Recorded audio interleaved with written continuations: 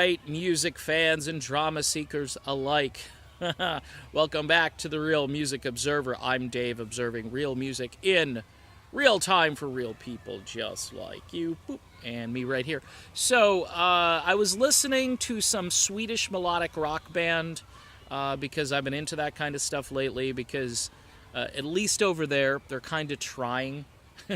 They're trying to make music that sounds good to the ears and not just like, causing your ears to bleed like most American hard rock bands or mainstream rock or whatever you want to call it. It's not melodic. It has no sense of melody.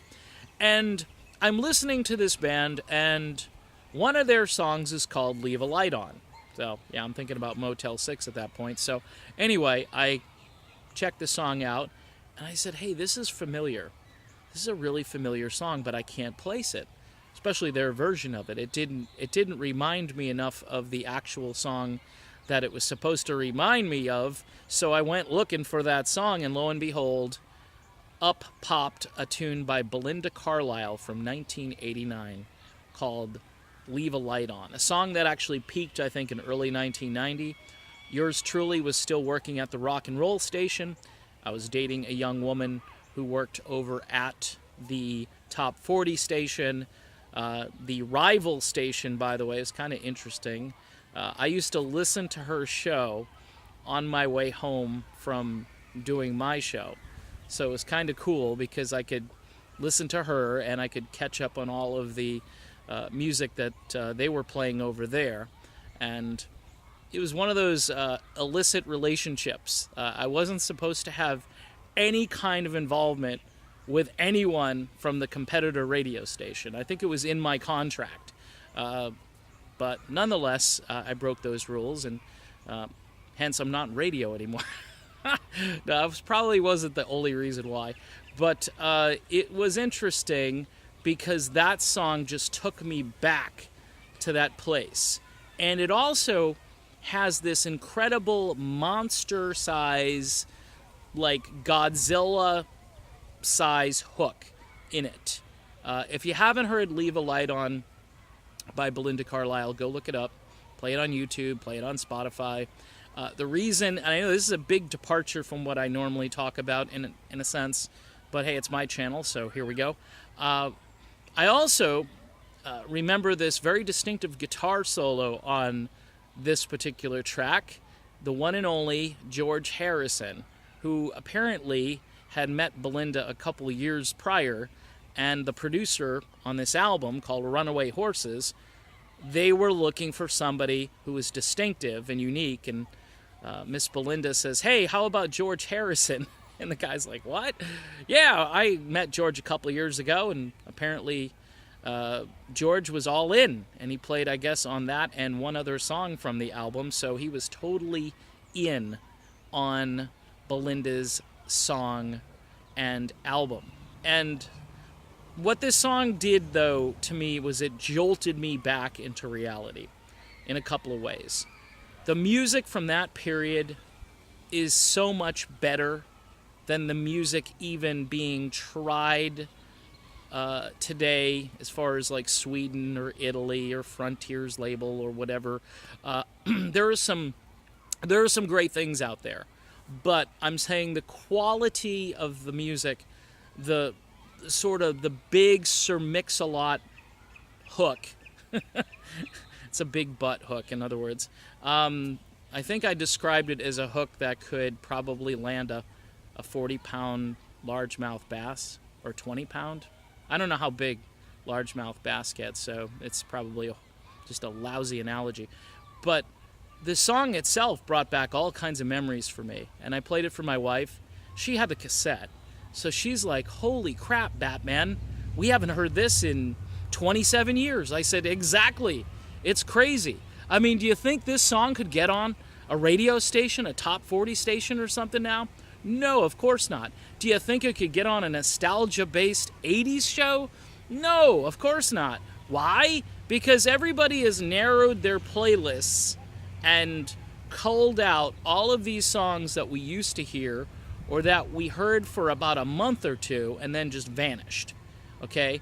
This song, I mean, she's got Becca Bramlett singing backup. If you know who Becca is, she is the daughter of Delaney and Bonnie, the famous early 70s duo. And she's sung with so many different artists. She's got a great voice. I know she's still doing session work today, but she's prominently singing with Belinda on this song. So this ain't like your grandfather's Go-Go's song. This is an actual great solo record, which I think was probably one of her finest moments. Peaks at number 11, and that's an injustice. But and what's ironic and sort of just, I don't know, cryptic is that we're going from the 80s to the 90s. We're transitioning. This song is blocked from the top 10. It should have been a top 5-er, maybe even a number 1. It's just as good as like Heaven is a Place on Earth or any of those other Belinda songs from the past. It's a little beefier, a little meatier. It wasn't as fluff as some of her earlier stuff, and of course featuring George Harrison, that might have turned off a number of bubblegum chewing teenagers, not sure. But what a fantastic song, and a huge hook. And what it did for me again is its perspective. Any of this new stuff I'm listening to, some of it's very good, some of it's very entertaining. It's not even close. But in all honesty, and this is where I'm a frank person, even though my name is Dave. This channel is about truth, and I almost got a little tear in my eye listening to the song because I realized at that moment how much better music was in the 1980s and early 90s, very early 90s. This is just a great lost song, and I do this every once in a while. I will find tunes that I haven't heard for a long time. When I did a radio show a few years back, I had the opportunity to just basically take over a college radio studio and do 3 or 4 hours of radio. And I had a segment called the Drive Off the Road Classic, songs that will make you drive off the road because you haven't heard them in ages. And I had goofy slogans like keep both hands on the wheel, be careful, don't steer the car into the ditch, that kind of thing. And this is one of those songs. Now you may think, I'm waiting to hear about Journey or this Little River Band crap or whatever it is that I usually talk about.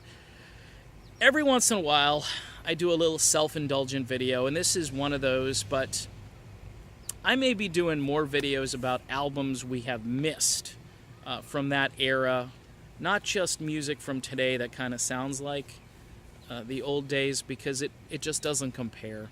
Let's just be honest, people. It just doesn't compare. There's nothing around, even the melodic stuff from Sweden. I mean, the guys all sing with accents, and it's really hard to get past all that. Not all of it. There are a couple of exceptions, and there's some great stuff on the Frontiers label. But, huge Sir Mix-a-Lot but here.